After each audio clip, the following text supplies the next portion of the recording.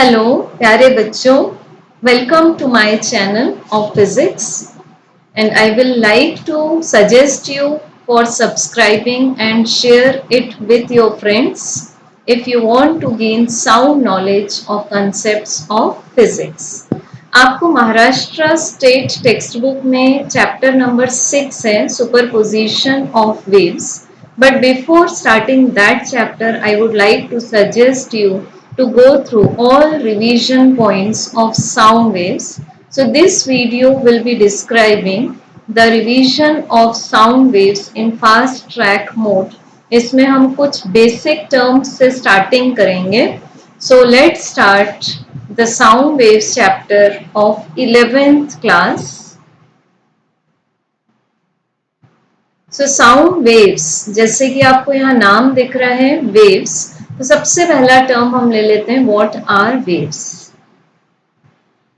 सो waves को अगर आप प्रैक्टिकली सिंपल टर्म्स में देखने जाएंगे तो it is just a type of energy और it is also called as disturbance. आपने कभी एक्सपीरियंस किया होगा कि आप खुद या फिर आपके किसी नेबर ने बहुत तेज साउंड में ऑडियो सिस्टम प्ले किया such that the membrane of speakers is vibrating and the sound is too much loud, then आपको फ्लोर में भी वो डिस्टर्बेंस फील होता है. तो एक्चुअली क्या हो रहा है वहां पर, वो डिस्टर्बेंस आपके फ्लोर में किस वे में एक्ट कर रहा है in the form of sound waves. So waves is a source of energy or disturbance which when passes through a medium it will not change its form. So एक इसकी main characteristic होगी it will pass through a medium without change of its form. मतलब बड़ा पक्का है, खुद को change नहीं करेगा बट मीडियम को जरूर डिस्टर्ब कर देगा, खुद वो अपने को ओरिजिनल फॉर्म में ही रखेगा. एज वेल एज एक अच्छी बात कि जिस मीडियम में से भी जाएगा उसको ये energy as well as momentum transfer कर देगा. So suppose you are taking the symbol for momentum as P, linear momentum, which is the product of mass and velocity. तो ये मीडियम को एनर्जी सप्लाई करेगा P square divided by 2m, which is basically the formula for kinetic energy. So this is the main concept of waves कि waves कुछ भी ऐसे extra possess करके नहीं रखते अनलेस आप मैटर वेव्स ना बोलें, क्योंकि मैटर वेव्स अपने साथ साथ में मास भी कैरी करेंगे. सो नेक्स्ट हम लोग देखते हैं कि what are the types of waves based on their medium, कि जिस मीडियम में से वो निकलेंगे. तो सबसे पहले हम देखते हैं वेव्स के टाइप. दो टाइप है basically based on the medium through which they are passing. पहली वेव को हम बोलते हैं mechanical waves. So as the name refer, they need medium for the propagation. So surely medium will be needed. तो mechanical waves का एक बढ़िया example है longitudinal waves, and longitudinal waves का एक बढ़िया एग्जाम्पल है आपके पास में साउंड वेव्स. तो sound waves are also called as mechanical waves. The second type of waves in accordance with the medium are called as electromagnetic waves, and basically they are the transverse waves. And इसमें आपके पास best example आएगा the radiations, और आप बोल सकते हैं radio waves, infrared radiations or light waves. So for their speed we can take the formula in vacuum as 1 upon under root of mu naught epsilon naught, where mu naught is the magnetic permeability of free space or vacuum. Its value is 4 pi multiplied by 10 to the power minus 7 in SI system, whereas Epsilon 0 is called as the electric permittivity of free space, and its value is 8.85 multiplied by 10 to the power minus 12 in SI unit. So as we put these values and then taking square root and then we are taking its reciprocal, we find that the speed of light in vacuum is 3 into 10 to the power 8 meter per second. Whereas if we take the speed of electromagnetic waves in any other medium, so then that will be 1 upon under root of mu into epsilon, where mu is the permeability of that medium through which the waves are passing, and epsilon is the electric permittivity of the same medium through which the waves are passing. Now, next important point is electromagnetic waves can travel in any medium, or if no medium is present, they can even pass through the vacuum. The next type, based on the propagation direction, we can again take the waves are of two types. First is the longitudinal waves, and the second type is transverse waves. So अगर आप इनके names में ही clue लेना चाहेंगे तो आपको बहुत बेहतरीन आइडियाज इनके नाम में मिल रहे हैं. सबसे पहले हम लोग बात करें लॉन्ग वर्ड की, और इसमें हमें क्लू ले लें L, G and S. Next एक क्लू ले लें आप एल, तो इसमें से हम डिफरेंट पॉइंट्स डिराइव कर सकते हैं by their names only. Then यहाँ आप एक लेटर ले लें टी, इससे परपेंडिकुलर का साइन मिलेगा आपको, बिकॉज टी के बिल्कुल उल्टा परपेंडिकुलर का साइन होता है. देन आपको मिल सकता है एस, देन अगेन आपको मिल सकता है एस. अब हम लोग डिस्कस करेंगे कि ये क्लूज क्या है. सो सबसे पहले हम लोग बोलते हैं लॉन्गिट्यूडिनल वेव्स में the direction of propagation of waves is parallel to the direction of vibration of the particles. तो लेंथ के पैरेलल हुआ. Second, longitudinal waves can travel through the liquids, gases as well as through solids. तो आपको मिल गया एक clue L, जी, S. तीसरा जो हमने बात की थी एल की, कि लॉन्गिट्यूडिनल वेव्स सिर्फ उसी मीडियम में निकल सकते हैं या पास हो सकते हैं जिस मीडियम के पास इलास्टिसिटी ऑफ वॉल्यूम हो. तो इसमें से आप एक एल क्लू ले सकते हैं. इट मीन्स जिस मीडियम के पास बल्क मॉड्यूलस ऑफ इलास्टिसिटी होगा वो मीडियम अपने में से लॉन्गिट्यूडिनल वेव्स को पास करेगा. नेक्स्ट लेते हैं हम transverse wave. So these waves when travel, the direction of propagation of waves is just perpendicular to the direction of vibration of particles.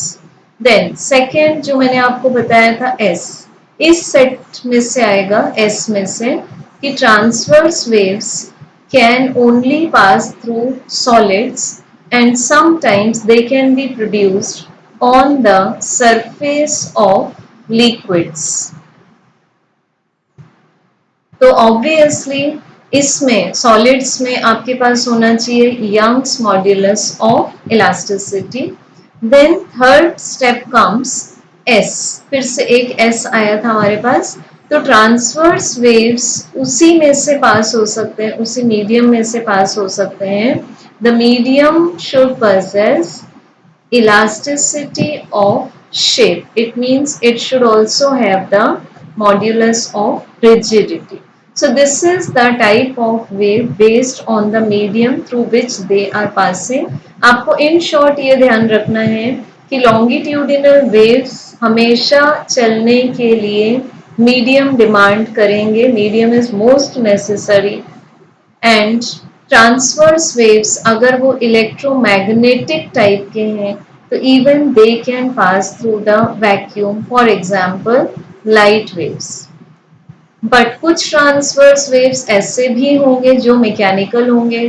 For example, जब भी आप स्ट्रिंग्ड म्यूजिकल इंस्ट्रूमेंट्स लेते हैं, for example sitar, guitar etcetera, जिसमें कि नाम से आपको समझ में आ रहा है एक स्ट्रिंग होगा, स्ट्रिंग स्ट्रेच्ड होगा, तो उसमें जब भी ट्रांसवर्स वेव्स चलेंगे तो obviously they are the type of mechanical waves. So next we are going for the new terms, like what are the basic terms of a wave। तो इसमें सबसे पहले तो हमने टाइप देख लिए longitudinal waves and second type are transverse waves. अब हम एक बार दोनों के पहले फिगर्स देख लेते हैं।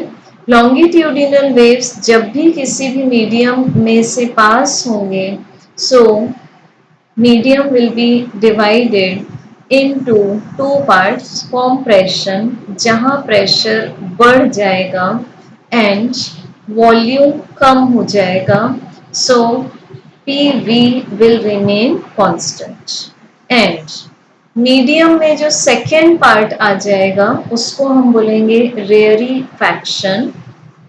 रेयरीफैक्शन शोज यू द मीनिंग कि यहाँ जो एयर पार्टिकल्स और मीडियम पार्टिकल्स हैं वो एक दूसरे से रेयर हो चुके हैं, यहाँ डेंसिटी कम हो चुकी है, इट मीन्स वॉल्यूम बढ़ चुका है, इट मीन्स प्रेशर कम हो चुका है। बट ट्रांसवर्स वेव्स जब भी किसी मीडियम से पास होंगे तो वो उस मीडियम में प्रोड्यूस कर देंगे क्रेस्ट एंड ट्रफ। क्रेस्ट को आप शॉर्ट लेटर में C बोलेंगे और ट्रफ को T बोलेंगे।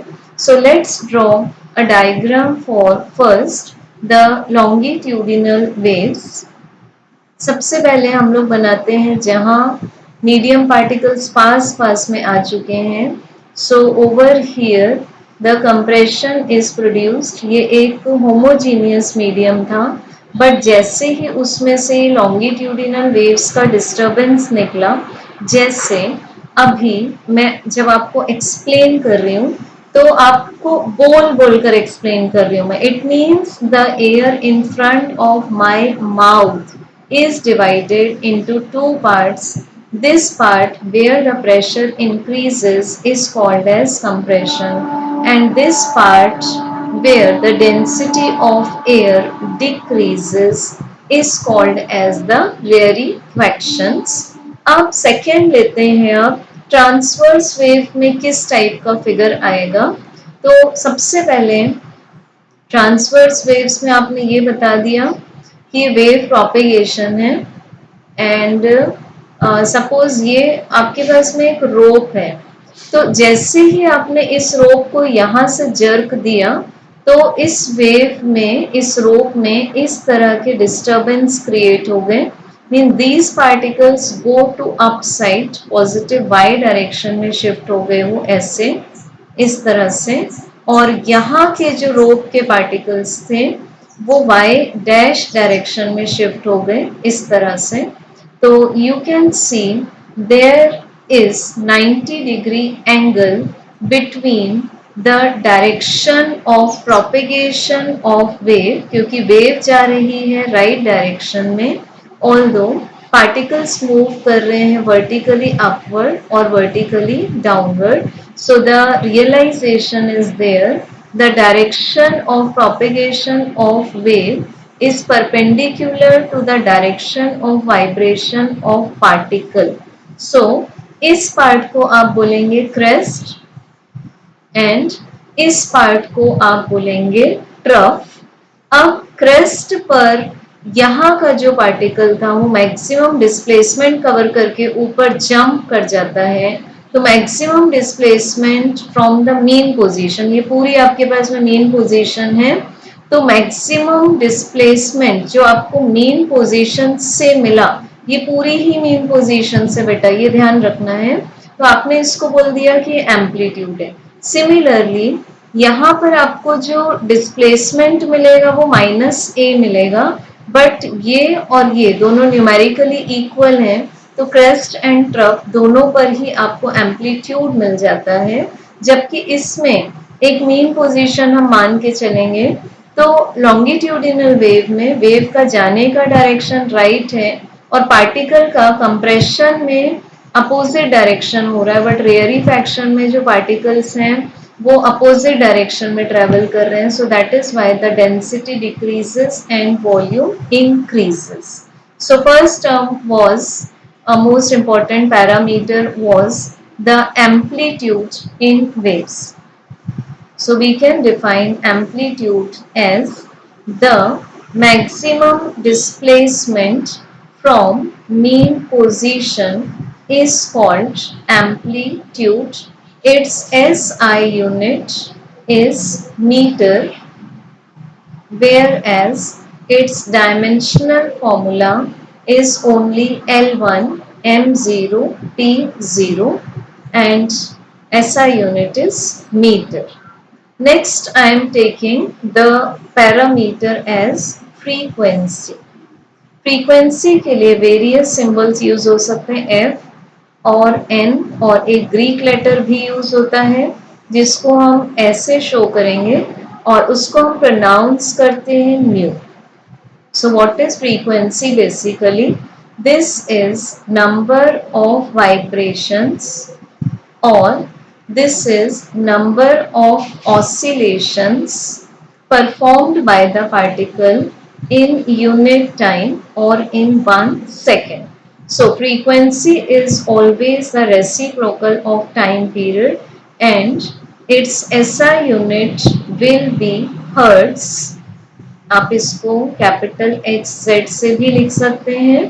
साइंटिस्ट फॉलोड यूनिट है and other unit based on this formula is vibrations per second, or OPS means oscillation per second, or CPS means cycle per second, or RPS means revolution per second.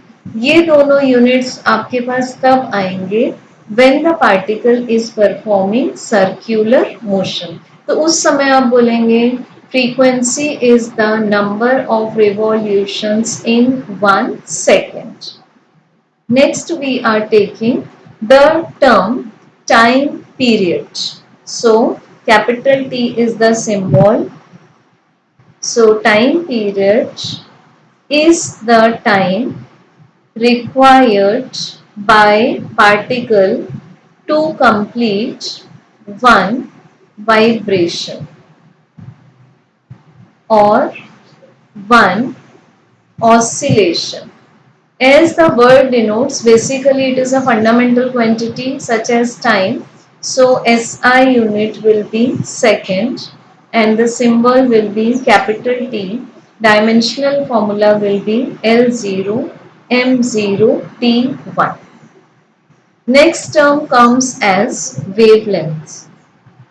अब देखो, आपको यहाँ नाम से पता चल रहा है लेंथ, मीन्स बिल्कुल बेसिक इंफॉर्मेशन लग जाती है. दिस इज द डिस्टेंस, और you may also call as this is the shortest distance between two particles of the medium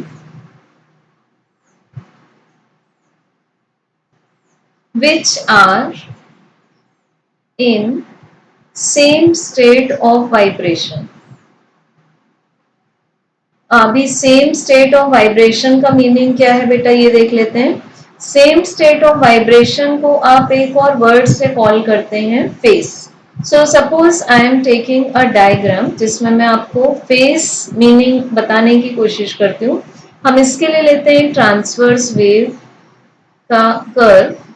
अच्छा, एक और इम्पॉर्टेंट बात है कि जो ट्रांसवर्स वेव्स हैं उनको आप जनरली साइनोसॉइडल वेव्स बोलते हैं. Now the name is derived by sine word.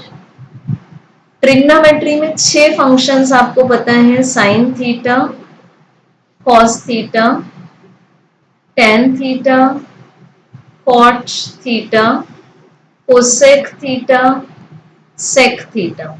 तो अगर एक कर्व या फिर आपके पास कोई भी एक जो इक्वेशन है वो साइन थीटा या कॉस थीटा को लीनियर फॉर्म में कंटेन करता है, तो उसके कैरेक्टरिस्टिक्स होंगे कि वो बाउंडेड होगा, means it's value will be bounded between -1 and 1।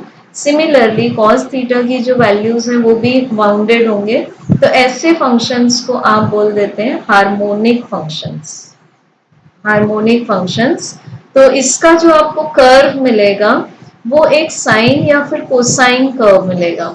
तो अभी साइन और कोसाइन कर्व आपको मिल सकता है। सो सपोज कोसाइन होगा तो कैरेक्टरिस्टिक होती है cos 0 1 होता है, और साइन होगा तो that graph starts by 0 because sine 0 degree is 0। So over here I am taking time and over here I am taking the instantaneous displacement। तो जैसे ही मैंने ये इस तरह का एक कर्व बनाया, साइन कर्व बनाया, दिस इज 0 सेकेंड। तो सपोज आप यहाँ थीटा ले लेते हैं टी के प्लेस पर, तो theta will be omega into t. ये सर्कुलर मोशन में हम पढ़ चुके हैं, omega t is equal to theta.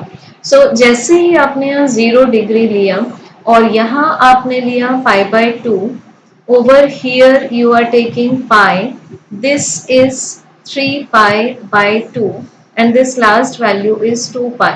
तो सपोज मैं जानना चाहती हूँ कि एक जो पार्टिकल मैं रेड कलर से शो कर रही हूँ यहाँ पर फिलहाल उसका फेस क्या है। तो मैंने इसको ज्वाइन किया इस पॉइंट से, यहाँ से इसका डिस्प्लेसमेंट तो मुझे एम्पलीट्यूड मिला, बट फिलहाल इसका फेस क्या है, इसका फेस है मेरे पास π/2 and this is in radian. अब मैंने आपको एक ब्लू पार्टिकल दिखाया and I am asking you its phase. तो this is a blue particle, so its phase will be 2 pi radian. तो हम ऐसे फेसेस देखते हैं जो सेम होंगे। तो सपोज मैं इस ग्राफ को और आगे बढ़ा दूं, ऐसे इस तरह से मैंने इस ग्राफ को कंटिन्यू कर दिया, तो साइन एंड कॉस की खासियत होगी कि ये 2 पाई का रेपिटेशन और पीरियड मेंटेन करते हैं। तो इनकी जो वैल्यूज होंगी वो 0, जैसे sine 0 will be same as sine 2 pi, will be same as sine 4 pi, will be same as sine 6 pi, and so on will be same as sine any even number into pi। तो मैं अगर आपसे पूछूं कि बेटा what is the answer for sine 80 pi, तो आप सिर्फ यहाँ चेक करेंगे even number and you will directly tell the answer as 0 because this maintains the period of 2 pi. तो हम देख सकते हैं यहाँ पर 2 पाई में, चेक दिस, 2 पाई में और यहाँ 4 पाई में, और फिर अगर मैं ग्राफ को और आगे बढ़ा दूं तो फिर 6 पाई में ये सारे जो पार्टिकल्स हैं 0 में, ये सभी पार्टिकल्स को आप बोलेंगे कि ये पार्टिकल्स सेम फेस में है। तो I am making red circle 0, 2 pi, 4 pi, then 6 pi. इन सब में ये पार्टिकल सेम फेस में है, तो इनके बीच के डिस्टेंस को मैं बोल दूंगी ये वेवलेंथ है। तो आपको I hope face and wavelength दो पैरामीटर्स क्लियर हो गए होंगे। सिमिलरली इनको भी हम बोलेंगे वेवलेंथ। सिमिलरली ये जो ट्रफ है आपके पास, ये ट्रफ है, इसका फेस है 3 पाई/2, और यहाँ एक और ट्रफ आ गया आपके पास, इसका फेस कितना होगा ये चेक कर लो आप। दिस इज 0 पाई, 2 पाई, यहाँ फेस होगा 3 पाई, यहाँ फेस होगा 4 पाई, तो ये आपके पास आ जाएगा 7 पाई/2। तो 3 पाई/2 के 2 पाई फेस आगे जो पार्टिकल आ रहा है उसका फेस भी रेपिटेटिव है, तो सेम है। तो इनके बीच के डिस्टेंस को भी आप बोल सकते हैं wavelength. So we can define wavelength as the distance between, this is the shortest distance between two particles of medium which are in same phase. So wavelength is denoted by lambda, SI unit is meter, and dimensional formula is just L1 M0 T0. Next एक और important point आता है बेटा, which is wave number. So wave number is denoted by mu bar and it is defined as either the reciprocal of wavelengths provided wavelength is in meter. ये बात का आपको ध्यान रखना है, तभी आप वेव नंबर का ये फॉर्मूला लगा सकते हैं. और it is also defined as definition number 2 may be wave number is the number of waves in 1 meter distance. So wave number is equal to 1 upon lambda provided wavelength is expressed in the SI unit meter. So I hope previous concepts अच्छे से revise हो रहे हैं आपके. Next data लेते हैं हम लोग, नेक्स्ट पैरामीटर. जो भी वेव की वेलोसिटी होगी, बिकॉज बच्चे कंफ्यूज रहते हैं wave velocity and particle velocity के बीच में. तो आपको ये ध्यान रखना है, जो पार्टिकल वेलोसिटी उसको आप वीपी से दिखाएं और वेव वेलोसिटी को आप वीडब्ल्यू से दिखाएं. तो सपोज मैंने एग्जांपल लिया एक ट्रांसवर्स वेव का and I M drawing a transverse wave here. This is a transverse wave. यहाँ आ गया आपके पास टाइम और यहाँ आ जाता है सपोज आपके पास डिस्प्लेसमेंट. साइन कर्व है, साइनोसॉइडल कर्व है. तो आपने इसका इक्वेशन बोला, पार्टिकल किस इक्वेशन से वाइब्रेट करता है, y is equal to A sine omega T, जिसमें कि ओमेगा मीन्स एंगुलर फ्रीक्वेंसी है 2 पाई इंटू एन और फ्रीक्वेंसी के प्लेस पर आपने डाला 1 अपॉन टाइम पीरियड. अब वेव वेलोसिटी क्या होगी, this is equal to the distance means basically तो ये डिस्प्लेसमेंट होना चाहिए, but for the calculation of formula I am taking distance upon time. अब इसने डिस्टेंस कवर किया एक कंप्लीट वाइब्रेशन में लैम्डा और इसको टाइम लगा, उसको आपने बोला capital T. But what is 1 upon capital T, this is equal to the frequency. तो आपने इसको जब यहाँ पुट किया तो v का आंसर आ गया n लैम्डा. तो बच्चों ध्यान रखेंगे जब भी आपको v equal to n lambda formula use करना है, it means that formula is for wave velocity. और फिर से एक इम्पॉर्टेंट पॉइंट का ध्यान रखेंगे, जब भी वेव में रिफ्लेक्शन होता है, रिफ्लेक्शन मतलब जैसे लाइट रिफ्लेक्शन आपको याद होगा, सेम मीडियम में बाउंसिंग बैक हो जाता है, तो आपके पास तीनों डेटा सेम रहेंगे. बट जब भी आपके पास यहाँ साउंड वेव्स का भी रिफ्रैक्शन होगा, means to pass into another medium, then v and lambda will change but the frequency will remain constant as it was in the case of light waves. तो उस समय आप ये फॉर्मूले से न्यूमेरिकल्स कर सकते हैं दैट मीडियम फर्स्ट में फ्रीक्वेंसी है एन, मीडियम सेकेंड में फ्रीक्वेंसी है एन. तो आपके पास फॉर्मूला आ जाएगा v1 upon lambda 1 is equal to v2 upon lambda 2 for relation between velocity and wavelength in two different media. अब लेते हैं हम ये जो अभी हमने लिया वेव वेलोसिटी कि ये इस डायरेक्शन में कौन सी स्पीड को मेंटेन करता है, बट एक्चुअल पार्टिकल्स कहाँ वाइब्रेट कर रहे हैं, अपवर्ड एंड डाउनवर्ड. तो पार्टिकल की पर्टिकुलर टाइम पर पर्टिकुलर वेलोसिटी होगी, तो उसको आप लेंगे सिंपल हार्मोनिक मोशन चैप्टर से, जहां आपके पास पार्टिकल वेलोसिटी का फॉर्मूला था plus minus omega under root of a square minus x square, where omega carries the same meaning. A is the amplitude and x is the instantaneous displacement from the mean position. Instantaneous displacement means the displacement of the particle at any time. अब अगर इसी को आप sign form में लेना चाहते हैं तो पहले आपको एक्चुअल इक्वेशन लिखना पड़ेगा पार्टिकल के वाइब्रेशन का, और अब आप निकालना चाहते हैं पार्टिकल वेलोसिटी, तो you have to take first derivative with the help of calculus. So this is d by dt of a sin omega t. So a will come outside as it is a constant, so this is d by dt of sin omega t. So the derivative of sin omega t is omega into cos omega T. तो आपके पास velocity of particle का एक और equation आ जाता है when the particle started from mean position, and this was another equation which was taken from SHM chapter. अब अगर आप बोलते हैं कि what is the maximum velocity of particle, तो मैक्सिमम वेलोसिटी एसएचएम में आपको कहाँ पर मिली थी, मीन पोजीशन में, if you remember. So mean position means x coordinate की वैल्यू 0 होगी.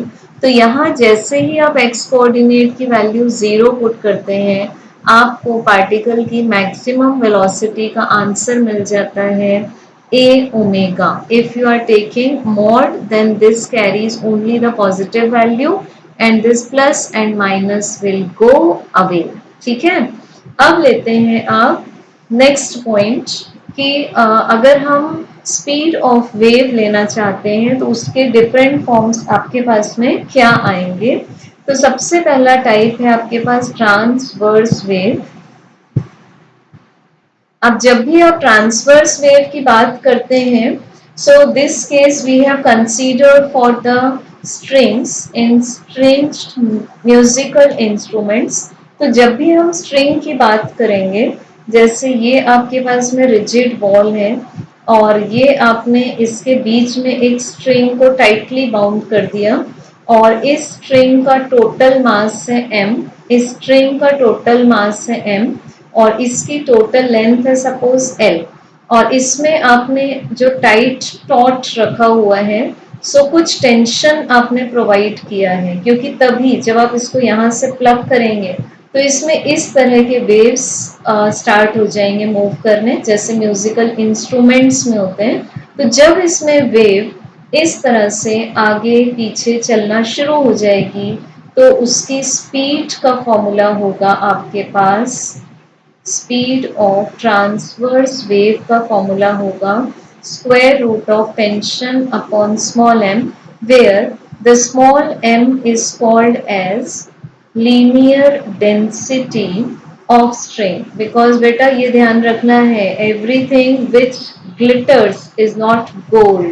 So every symbol which is taken as small m is not mass. So what is the meaning of linear density? It is the mass of the string divided by the length of the string.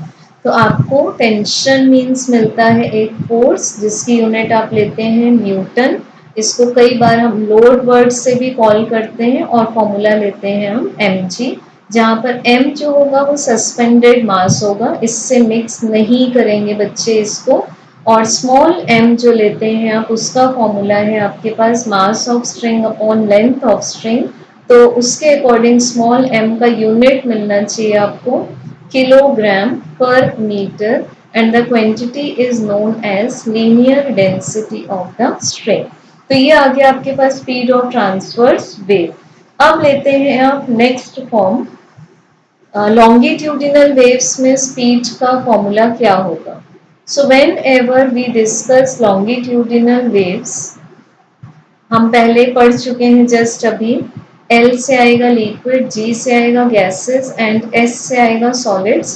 तो longitudinal waves की एक खास बात, longitudinal waves can travel in solids, in liquid, in gases. तो definitely जो solid होते हैं वो मोस्ट डेंसर मीडियम होते हैं, लिक्विड की जो डेंसिटी होगी वो थोड़ी सी इससे कम हो जाएगी, और गैसेस की जो डेंसिटी होगी वो लिक्विड के कंपैरिजन में भी कम हो जाएगी. तो मैं 2 बार कम कम लिख देती हूँ तो आपको समझ में आ जाएगा आई थिंक.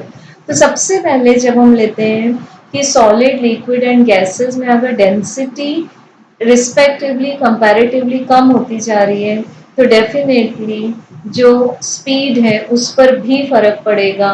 तो फर्स्ट हम बात करते हैं कि what is the speed of longitudinal waves in solids। तो सॉलिड्स में हम लोग डिस्कस कर चुके हैं। मॉड्यूलस ऑफ इलास्टिसिटी आता है जिसको आप बोलते हैं Young's modulus, which is denoted by capital letter y, और इसका फॉर्मूला भी आप देख सकते हैं। y इज इक्वल टू होता है the longitudinal stress upon longitudinal strain. 11th class में पढ़ चुके हैं आप। लॉन्गिट्यूडिनल स्ट्रेस होता है फोर्स पर यूनिट एरिया, और लॉन्गिट्यूडिनल स्ट्रेन होता है change in length upon original length. तो फॉर्मूला आया F into L upon A into del L.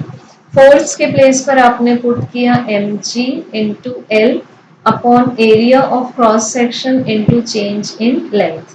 तो जैसे ही हम बात करते हैं speed of longitudinal waves in solids, तो we get v is equal to under root of y divided by rho, because the general formula for speed of longitudinal waves in any medium is under root of e by rho, where e is called as the modulus of elasticity of the medium, important point है बेटा, in which the wave is travelling. ठीक है, जिस medium में wave travel कर रही है वो कौन सा मीडियम है, सॉलिड है कि लिक्विड है कि गैस है। तो फिर उसके अकॉर्डिंग अगर वो सॉलिड है तो सॉलिड में क्या क्या चेंज हो सकता है, लेंथ एंड शेप चेंज हो सकता है। तो जब लॉन्गिट्यूडिनल वेव्स सॉलिड में से निकलेंगे तो वो जो सॉलिड मॉलिक्यूल्स हैं वो सिंपल हार्मोनिक मोशन परफॉर्म करने लगेंगे about their mean position. So फिर they are changing their displacement. तो फॉर्मूला आ जाता है Young's modulus upon density of the medium again in which the wave is travelling, and उसका कॉमन स्क्वायर रूट। नेक्स्ट लेते हैं आप, जब भी लॉन्गिट्यूडिनल वेव्स मीन्स, सपोज हम एक एग्जांपल ले लेते हैं साउंड, जब वो लिक्विड में से ट्रेवल करेंगे तब क्या होगा। फॉर एग्जाम्पल जब आप पानी के अंदर किसी को आवाज लगाएंगे तब क्या होगा, मीन साउंड ट्रेवल कर रहे हैं। तो इसके फॉर्मूले में आता है आपके पास under root of bulk modulus divided by the density. This is bulk modulus of liquid. So whatever liquid you are considering in present situation, उसकी वैल्यू पुट करके आप यहाँ वाटर और लिक्विड जो भी आपने लिया है उसकी डेंसिटी पुट कर देंगे। अब लिया आपने थर्ड केस लिया आपने बेटा गैसेस। ठीक है, अब जब भी हम बात करते हैं गैसेस की इलास्टिसिटीज की, तो गैसेस में ऑलवेज टू टाइप की इलास्टिसिटीज होती हैं। One is called as isothermal elasticity, means आप गैस का टेम्परेचर क्या कांस्टेंट मेंटेन कर रहे हैं, बिकॉज आइसो का मीनिंग होता है कांस्टेंट। तो अगर आप बात करते हैं आइसोथर्मल इलास्टिसिटी की, means gas is maintained at constant temperature, और गैस की आइसोथर्मल इलास्टिसिटी उस टाइम पर इक्वल हो जाएगी गैस के प्रेशर के। ठीक, दूसरी बात करते हैं आप, क्या गैस में से हीट एक्सचेंज नहीं हो रहा, so that is called as adiabatic elasticity and which is greater always. So यहाँ पर एडियाबैटिक इलास्टिसिटी में हम बात करते हैं हीट एक्सचेंज जीरो के बराबर है और फास्ट प्रोसेस है। ये दूसरा कंसेप्ट है, फास्ट प्रोसेस होती है, और जो आइसोथर्मल है वो हमेशा स्लो प्रोसेस होती है। जैसे आप अपने जब भी हाथ दोनों पाम्स को एक दूसरे के साथ रब करेंगे तो उसको आप बोलते हैं आइसोथर्मल प्रोसेस। लेकिन जैसे ही एक ट्यूब बर्स्ट हो गई व्हीकल में, टायर के अंदर ट्यूब है, वो ट्यूब बर्स्ट हो गया, तो that is a fast process. आप व्हीकल के पास खड़े थे बट आप प्रेडिक्ट नहीं कर पाए कि ट्यूब बर्स्ट होने वाली है, तो उसको हम बोलेंगे that is the faster process. तो उस समय गैसेस में एडियाबैटिक इलास्टिसिटी का फॉर्मूला आएगा आपके पास the product of gamma into the pressure of the gas. Now We have studied in kinetic theory of gases that gamma is the ratio of specific heat of gas at constant pressure to the specific heat of gas at constant volume. Now values of gamma is always greater than 1 whether the gas is monoatomic, diatomic, triatomic और the gas is polyatomic. ये पूरा जो concept है that we have covered in 12th class kinetic theory of gases and radiation. So next लेते हैं हम gases में जब दो टाइप की elasticity contain होंगी तो आपके पास स्पीड के भी दो फॉर्मूले आएंगे. तो speed of longitudinal waves in isothermal condition will be under root of P divided by rho, and speed of longitudinal waves in adiabatic condition both time we are taking in gases, this will be equal to the adiabatic elasticity. This is adiabatic elasticity and this one is isothermal elasticity divided by the density of the gas in which the sound wave is traveling. So we know that gamma is greater than 1. It means क्या हुआ कि जो speed of longitudinal waves in adiabatic condition है, definitely that will be greater than the speed of longitudinal waves in isothermal condition. तो बेटा अब यहीं से आ जाते हैं आप न्यूटन और लैपलेस के फॉर्मूले पर. तो जैसे ही साउंड की स्पीड को डिस्कवर किया गया कि हम जो भी बोल रहे हैं व्हाट आर बेसिकली दोस वो साउंड वेव्स हैं. ठीक है, अब अगर मीडियम नहीं होगा बीच में तो साउंड वेव्स नहीं चल पाएंगे बिकॉज एक कंसेप्ट है sound waves are longitudinal waves and longitudinal waves need necessarily medium for their propagation. तो जब भी वो मीडियम में चलते हैं तो एक सेकेंड में वो कितना डिस्टेंस कवर करते हैं, ये बहुत बड़ा क्वेश्चन मार्क था साइंटिस्ट्स के लिए. तो इसको सबसे पहले डील किया था न्यूटन ने. So which is called as Newton's formula for velocity of sound in air. Air में निकाली न्यूटन ने स्पीड. तो न्यूटन ने सबसे पहला कंसेप्ट माना था कि साउंड का चलना आइसोथर्मल चेंज होगा, मतलब कांस्टेंट टेम्परेचर पर होगा. सो डेफिनेटली अगर आइसोथर्मल है तो फिर वो एक स्लो चेंज होना चाहिए. बट अकॉर्डिंग टू दिस उन्होंने फॉर्मूला डिस्कवर कर दिया कि भाई गैसेस में जब चलेगा साउंड तो उसकी स्पीड होगी under root of P divided by rho. Now this P is for hydrostatic pressure. तो जब डिस्कवरी की गई कि इसमें हम नॉर्मल जो एयर प्रेशर है उसका जब हाइड्रोस्टैटिक प्रेशर निकालते हैं तो आपको आंसर मिलता है 1.013 into 10 to the power 5 pascal. और जो एयर है उसका एसटीपी पर डेंसिटी होता है 1.293 किलोग्राम पर मीटर क्यूब. तो जब स्पीड ऑफ साउंड न्यूटन फॉर्मूले से डिराइव किया गया तो उसका आंसर आया 279.9 मीटर पर सेकेंड. अब ये जो आंसर आया वो एक्सपेरिमेंटल रिजल्ट से मैच नहीं होता था बिकॉज एक्सपेरिमेंटल रिजल्ट था आपके पास 331.2 metre per second. So this was the experimental result of speed of sound in air and this was the result by Newton. तो ये जो रिजल्ट था न्यूटन का जो रिजल्ट था उसको डिसएग्री कर दिया और जो साइंटिस्ट महोदय ने उसको डिसएग्री किया था वो साइंटिस्ट महोदय का नाम था Laplace. So therefore it is called as Laplace's correction for velocity of sound in air. So Laplace ने किसको करेक्ट किया, किसके फॉर्मूले को करेक्ट किया, न्यूटन्स के फॉर्मूले को. So what was the correction? First Laplace ने माना कि जब भी साउंड एयर में ट्रैवल करेगा it will be the adiabatic change.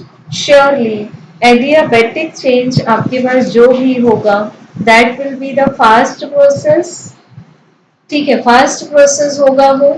सो उन्होंने जब फॉर्मूला डिस्कवर किया, so he got the value as 332.3 metre per second and which was in excellent agreement with the experimental results because हम air को मान के चलते हैं, mainly oxygen, nitrogen and so on other gases, ये आपने पढ़ा हुआ है एयर का कंपोजिशन।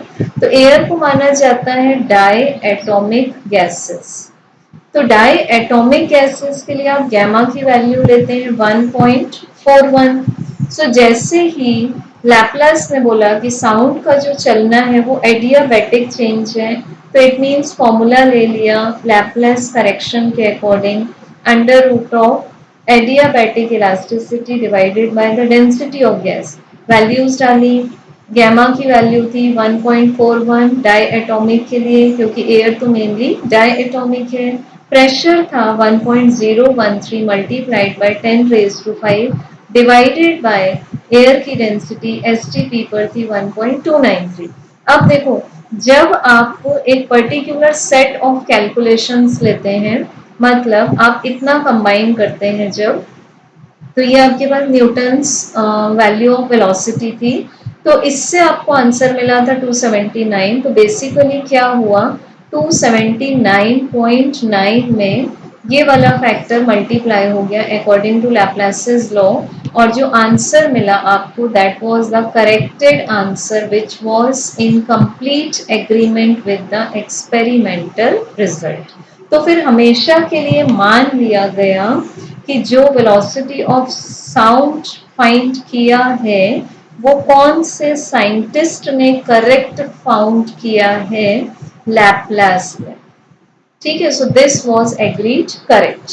अब लेते हैं हम कुछ फैक्टर्स, क्योंकि कभी ठंड होगी, कभी गर्मी होगी, कभी मॉइस्टनेस होगी, कभी विंटर्स होगी, तो ऐसे कौन से फैक्टर्स हैं जो velocity of sound in air को अफेक्ट करते हैं।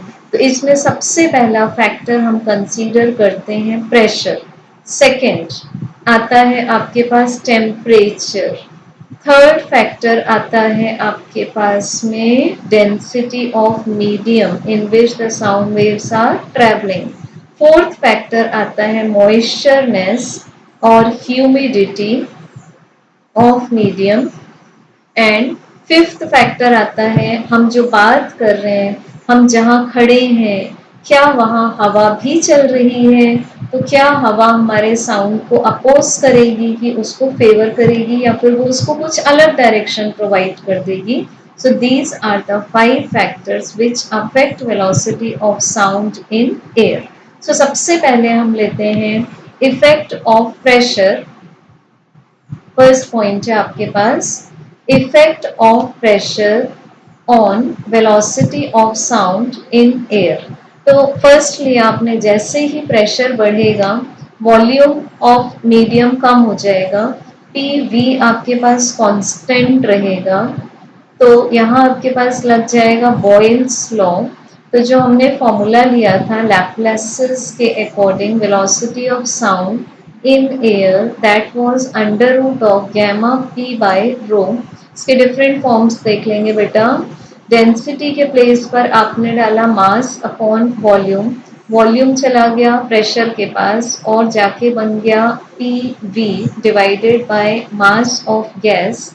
पी वी आपके पास कांस्टेंट है, तो प्रेशर चेंज होने पर भी, प्रेशर चेंज होने पर भी आपके पास velocity of sound in air change नहीं हुआ, तो कैसा मेंटेन रहा वो, कांस्टेंट। तो व्हाट डज इट मीन कि there is no effect of pressure on velocity of sound in air. So in short pressure does not affect velocity of sound in air, ठीक है। सेकेंड पॉइंट लेते हैं हम, write down the second point, effect of temperature on velocity of sound in air. थोड़ा formula modify करते हैं। Under root of gamma P by rho original था, rho को पुट किया आपने मास अपॉन वॉल्यूम, वॉल्यूम बेचारा चला गया प्रेशर के पास, तो हो गया PV. Ideal gas equation use किया, पीवी के प्लेस पर पुट किया आपने R T for 1 mole of the gas, तो आ गया gamma R T upon M. अब आप सारे कॉन्स्टेंट्स को हटा दो किनारे, तो गैमा आर एम सबके सब कांस्टेंट है एक मीडियम के लिए, तो speed of sound is directly proportional to under root of T. अब देखो, जैसे जैसे टेम्परेचर बढ़ेगा मतलब गर्मी आती जाएगी, समर आता गया, तो फिर स्पीड ऑफ साउंड बढ़ता जाएगा। तो अगर आप दो टेम्परेचर्स लेते हैं T2 and T1, so what will be the formula for speed of sound? V2 upon V1 is under root of T2 upon T1। और अगर आप टेम्परेचर्स को डिग्री सेल्सियस में लेते हैं तो V2 upon V1 is under root of 273 plus theta 2 upon 273 plus theta 1। तो इसमें मोस्ट इम्पॉर्टेंट पॉइंट है आपके पास में जो कॉम्पिटिटिव एग्जाम्स में आता है कि आप जैसे ही मीडियम में 1 डिग्री सेल्सियस का राइज करते हैं, सिर्फ 1 डिग्री सेल्सियस से जब आप टेम्परेचर बढ़ाते हैं मीडियम का, तो उस समय स्पीड ऑफ साउंड इंक्रीज हो जाता है 0.61 मीटर पर सेकेंड। तो मान लो आपके पास में टेम्परेचर है 30 डिग्री सेल्सियस और साउंड की स्पीड है आपके पास सपोज 335 मीटर पर सेकेंड।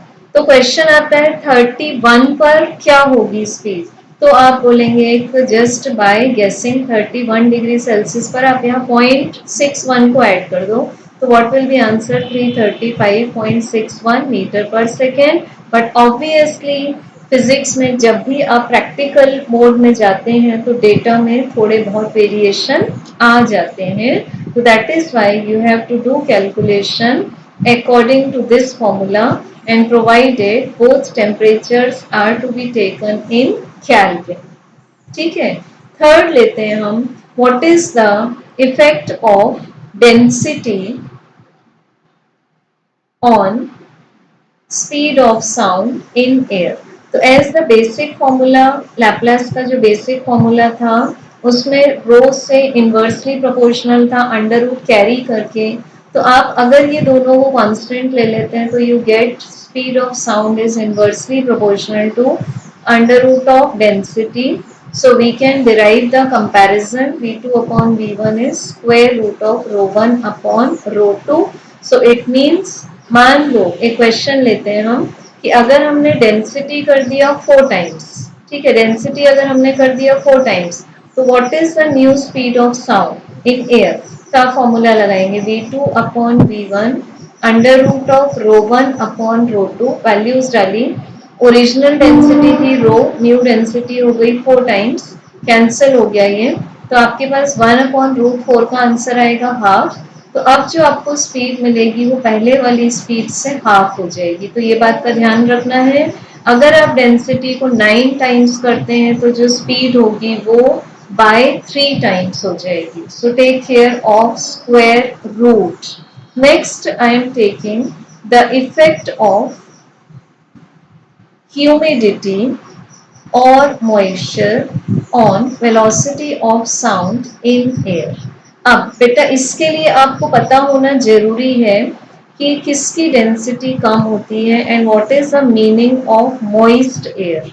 तो मॉइस्ट एयर जो है वो अपने आप में वाटर वेपर्स भी कंटेन करता है। तो मॉइस्ट एयर की जो डेंसिटी होगी that is always less than that of dry air, and just now we have discovered that speed of sound is inversely proportional to square root of density। तो आपने बोल दिया अगर moist air की density कम है बेटा, तो moist air में जो speed of sound होगा वो ज्यादा होगा as compared to the dry air. ठीक है, इनवर्स रिलेशनशिप फॉलो कर रहे हैं आप।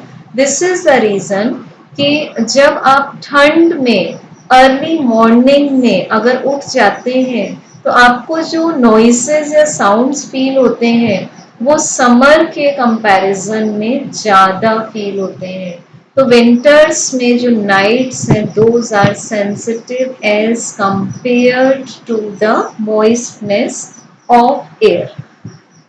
नेक्स्ट लेते हैं हम एक न्यू फैक्टर कि जब आप बोल रहे हैं, जैसे आप इस डायरेक्शन में अपने साउंड को प्रोपेगेट करवाना चाहते हैं, सपोज ये आप हैं और ये एक लिसनर है, ठीक है, दिस इज द लिसनर और ये है स्पीकर, मीन्स बोलने वाला पर्सन। हाँ, अब जैसे ही आपने यहाँ से बोला क्या विंड भी इसी डायरेक्शन में ट्रेवल कर रही थी, तो यहाँ सेम वेक्टर्स का कंसेप्ट लगेगा। If this is the velocity of sound and this is the velocity of wind, so sound will travel obviously faster. But in the case of opposite direction, suppose आप जब बोल रहे हैं sound जा रहा है राइट डायरेक्शन में and wind travel हो रही है लेफ्ट डायरेक्शन में, तो आपको जो साउंड की नेट वेलोसिटी मिलेगी that will be velocity of sound minus the velocity of wind. This symbol stands for the symmetric difference, जो भी ज्यादा है उसमें से आप कम वाली वैल्यू को माइनस कर देंगे। अब तीसरा प्रश्न उठता है कि अगर आप जो बोल रहे हैं वो साउंड ऐसे ट्रेवल कर रहा है, तो this is the velocity of sound direction and wind इस तरह से ट्रेवल कर रही है, तो उस समय फिर आप रिजल्टेंट निकालेंगे। This will be the net direction of velocity, so net direction will be, net velocity will be under root of velocity of sound का square plus velocity of wind का स्क्वायर, बिकॉज जो third term आता है आपके पास 2pq cos theta, वो बेचारा क्या हो चुका है यहाँ zero, because cos 90 degree is equal to zero. तो ये आ गए आपके पास में सारे factors affecting velocity of sound in air. So I hope the revision is good and you are ready now for the chapter 6 principle of superposition of waves of 12th class. So enjoy learning. Thank you.